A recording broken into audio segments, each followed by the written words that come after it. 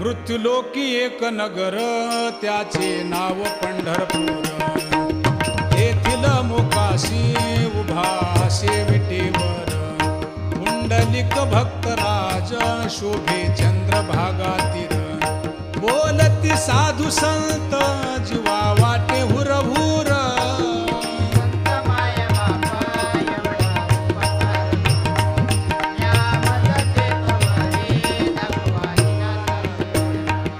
मज नाही हात पाय डोळा पडली झांपड.